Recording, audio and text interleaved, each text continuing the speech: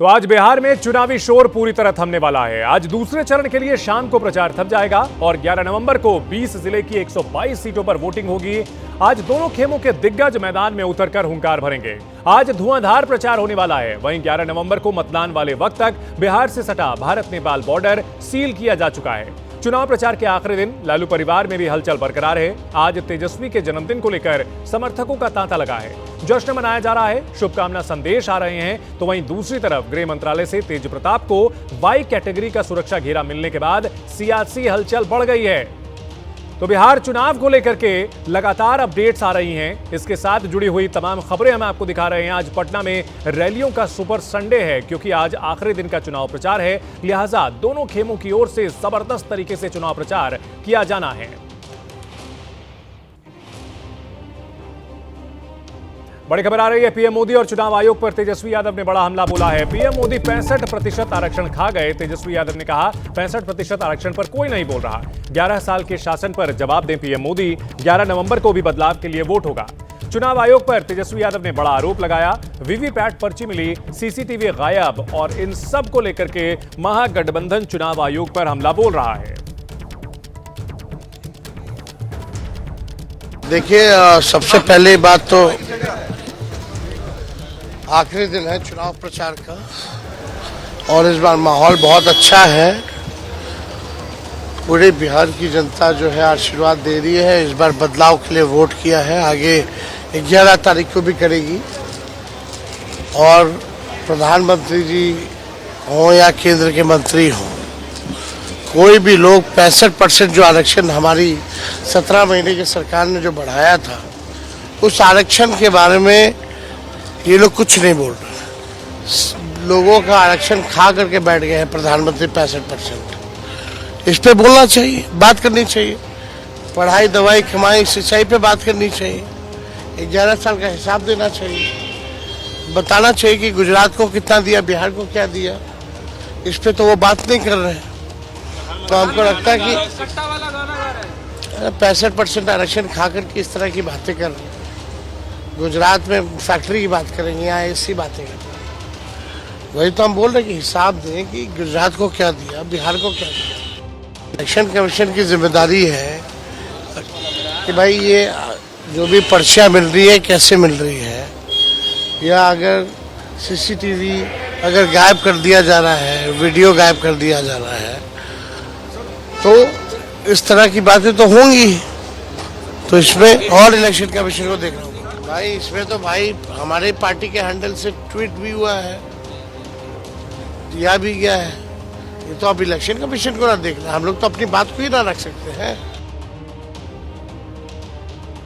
तेजस्वी के आरक्षण वाले हमले पर बीजेपी ने पलटवार किया है और कहा कि लालू यादव ने महिला आरक्षण वाला बिल फाड़ा था। सम्राट चौधरी ने कहा कि बीजेपी की वजह से आरक्षण दिया गया। एनडीए सरकार में ही बिहार का विकास हो सकता है। ये बीजेपी ने एक बार फिर से दावा किया है और आरक्षण वाले मुद्दे को लेकर पलटवार किया है तेजस्वी यादव पर।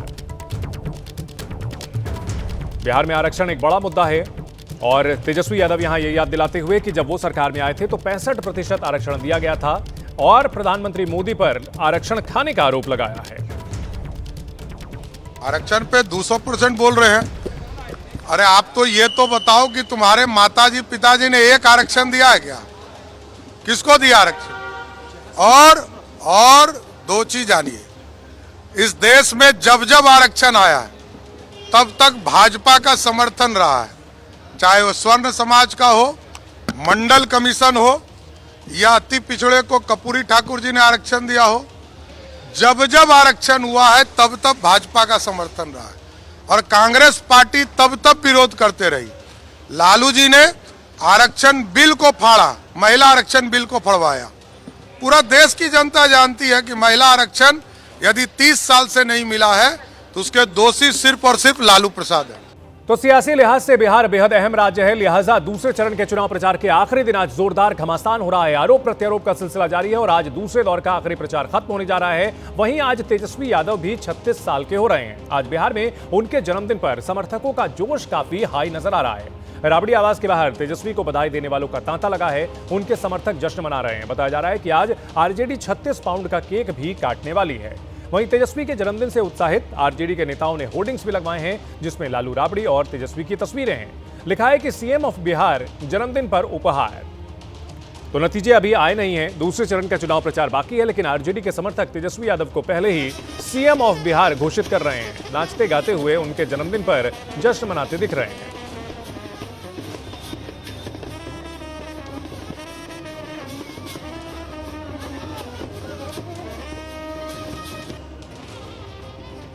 तो बिहार में दूसरे चरण के चुनाव प्रचार का आखिरी दिन। आज तेजस्वी यादव की ताबड़तोड़ रैलियां भी होनी हैं। 5 जिलों में आज तेजस्वी की 16 जनसभाएं हैं। इनमें रोहतास, कैमूर, औरंगाबाद, अरवल और जहानाबाद में तेजस्वी की रैलियां हैं।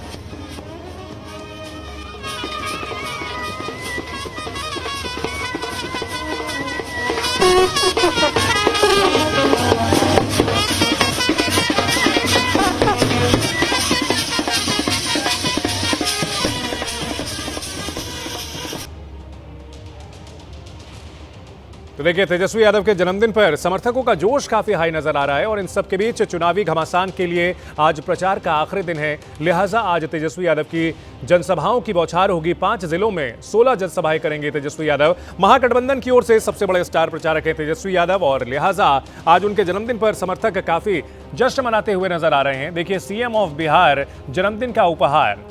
दूसरे चरण का चुनाव प्रचार अभी आज थमने वाला है। वोटिंग हुई नहीं है, लेकिन समर्थक पहले ही तेजस्वी को सीएम ऑफ बिहार घोषित कर रहे हैं। बदलाव की बयार बहाने का दावा तेजस्वी यादव की ओर से किया जा रहा है। लिहाजा समर्थकों में भी जोश काफी हाई नजर आ रहा है। महागठबंधन बनाम एनडीए की कांटे की लड़ाई हो रही है। पहले चरण में बंपर वोटिंग हुई, जिस पर महागठबंधन की ओर से दावा किया गया कि वोटिंग से बदलाव होगा। वहीं दूसरे चरण का चुनाव का आज आखिरी दिन प्रचार का, और ऐसे में जन्मदिन के दिन भी तेजस्वी की जनसभाएं काफी होने वाली हैं। आरक्षण को लेकर हमला बोला जा रहा है, कानून व्यवस्था का मुद्दा उठाया जा रहा है, रोजगार, विकास, तमाम मुद्दे उठाए जा रहे हैं और बिहार की जनता अब दूसरे चरण के लिए किस पर भरोसा करती है, ये नतीजों पर पता चलेगा। और इन सब के बीच आज आखिरी दिन का प्रचार।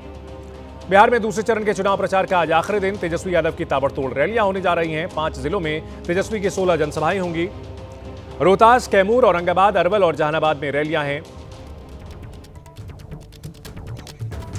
सरकार बदलने वाली है, बिहार बदलने वाला है। सरकार बदलने वाली है, बिहार बदलने वाला। बिहार में सरकार बदलने का संकल्प लिए तेजस्वी ने आखिरी दौर में चुनाव प्रचार को टॉप गियर में डाल दिया है। बिहार का मुख्यमंत्री कौन होगा? तेजस्वी यादव। जहां जहां तेजस्वी पहुंच रहे हैं, वहां वहां समर्थकों का सैलाब उमड़ रहा है। मंच पर मौजूद तेजस्वी को देखने और सुनने को बेकरार। मंच से जहां तक भी कैमरे की नजर जाती है, वहां तक भीड़ ही भीड़ नजर आती है। पैर रखने तक की जगह नहीं मिल रही। सामने खड़ी जनता के सामने तेजस्वी अपना सबसे बड़ा ऐलान दोहरा रहे हैं। अब तेजस्वी को एक मौका सरकार बनाने का दीजिएगा, तो सरकार बनाएंगे तो नौजवानों तैयार हो जाओ नौकरी के लिए। जिस परिवार में सरकारी नौकरी नहीं है, उस परिवार में एक सरकारी नौकरी तेजस्वी देगा। आखिरी दौर में तेजस्वी का पूरा फोकस अंग और मगध रीजन में है। तेजस्वी के सामने मगध को बचाने की चुनौती है और अंग रीजन को छीनने की। अंग रीजन में 16 विधानसभा सीटें हैं।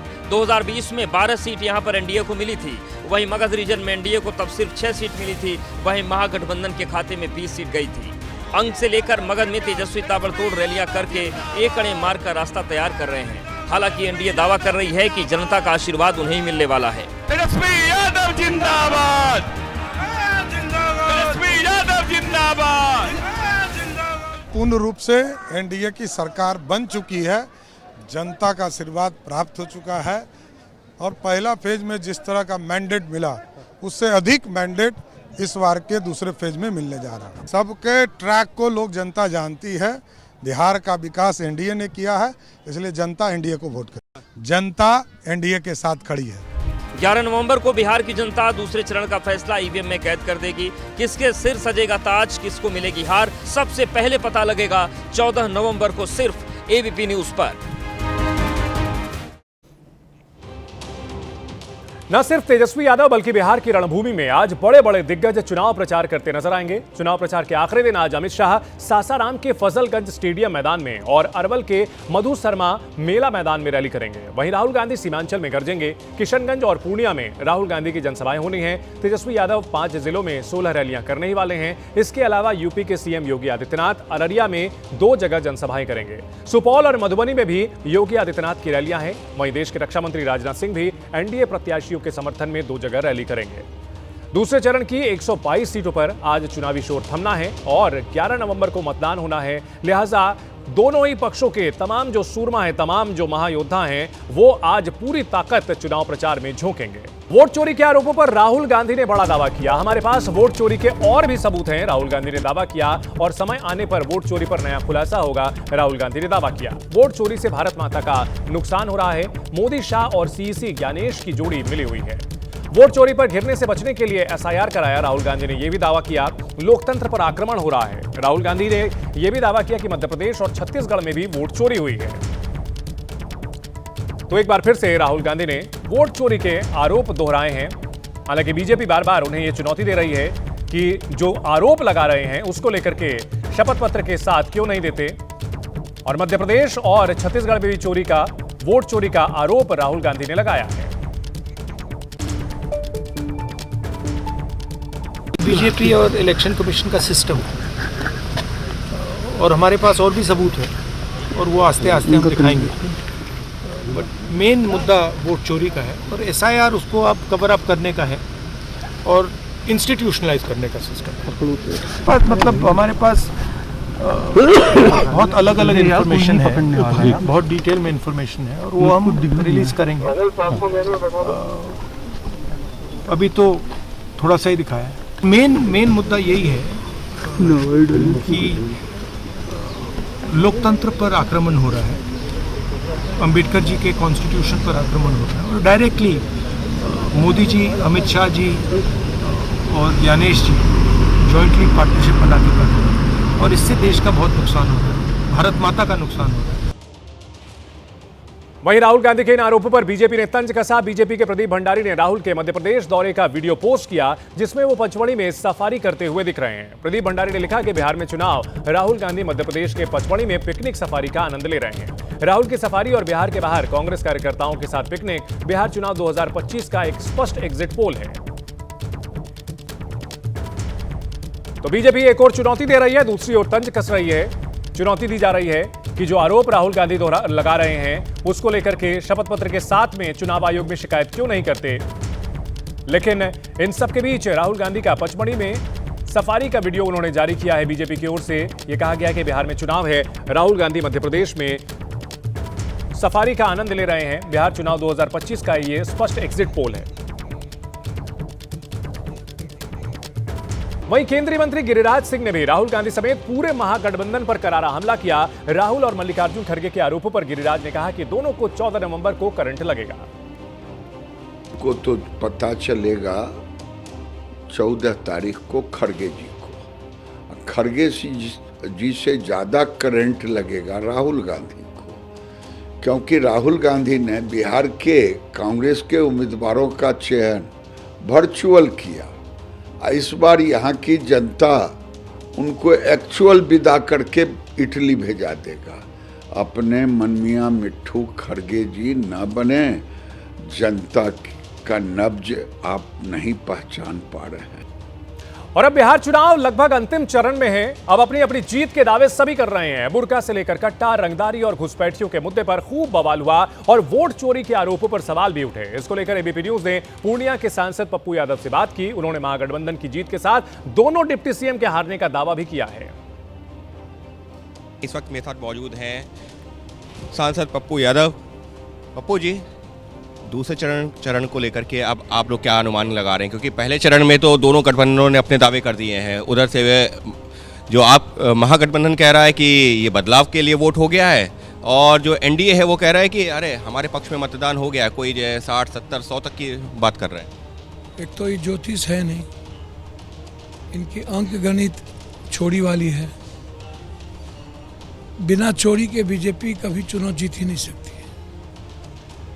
बिना दंगा फसाद, बिना नफरत के बीजेपी मुखिया में चुनाव नहीं जीतेंगे मोदी जी और अमित शाह।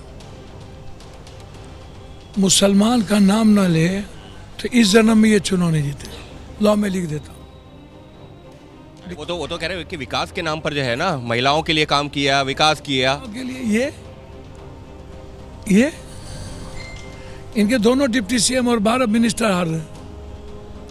सर पता कर लो, आपको मैनेज होगा।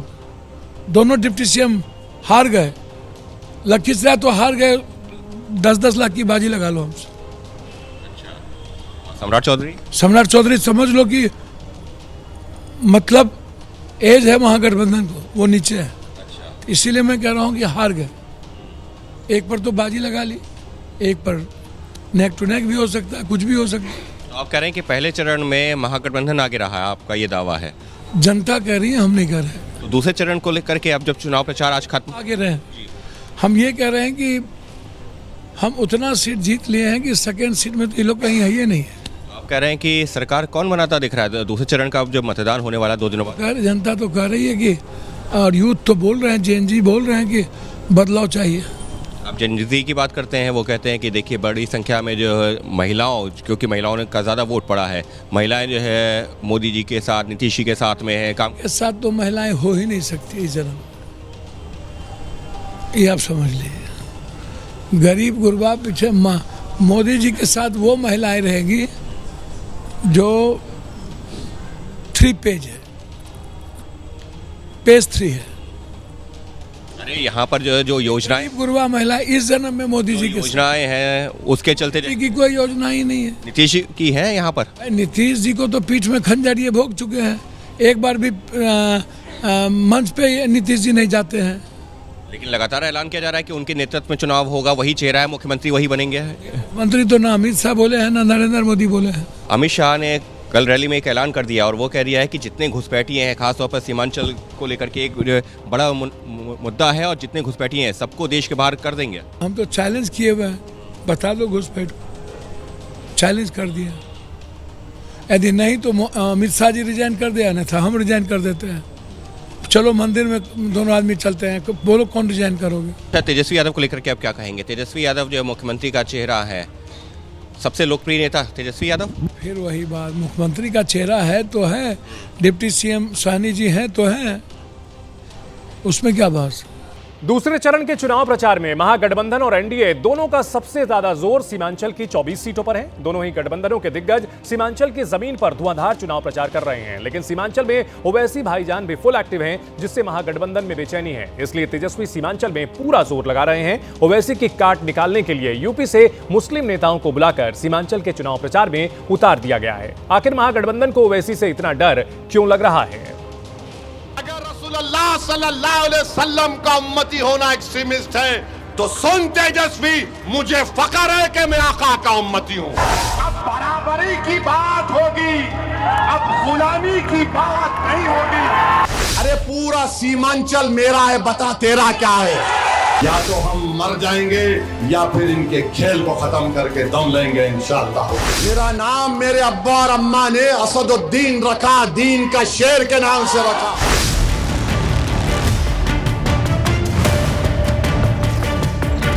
सीमांचल के रण में असदुद्दीन ओवैसी दहाड़ रहे हैं, पूरा दम लगाकर एनडीए और महागठबंधन दोनों को ललकार रहे हैं।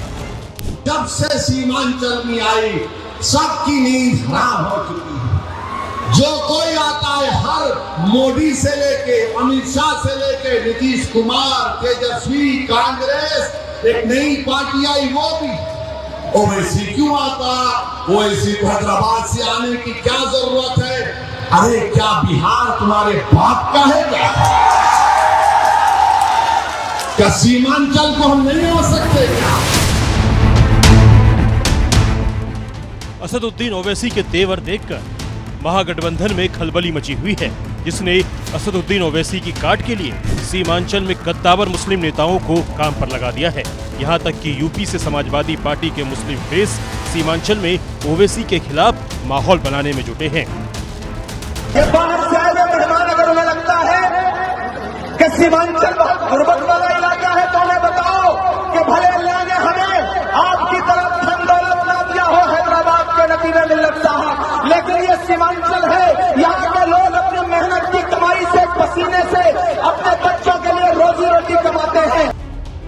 महागठबंधन में डर की लहर और ओवैसी का ओवर होता जा रहा कॉन्फिडेंस, दोनों की वजह है सीमांचल में एआईएम का बढ़ता हुआ जनाधार।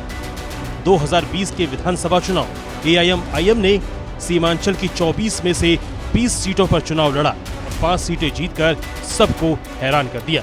ये पांचों सीटें कांग्रेस और आरजेडी के पास थीं। इतना ही नहीं, 20 सीटों पर एआईएम ने 14.28% वोट भी हासिल कर लिया। और इस बार ओवैसी ने सीमांचल की 15 सीटों पर ताल ठोक दी है, जिससे महागठबंधन की धुकधुकी बढ़ी हुई है, क्योंकि सीमांचल के जो मुसलमान कांग्रेस और आरजेडी के कोर वोटर हुआ करते थे, उन्हें भड़काने में ओवैसी कोई कसर नहीं छोड़ रहे हैं। अगर मुल्ला का बेटा मुख्यमंत्री बनेगा तो मोहम्मद का बेटा भी प्रधानमंत्री या फिर मुख्यमंत्री बनेगा। ये कोई बात नहीं है कि हम अपने मकसद में कामयाबी हासिल ना कर सके।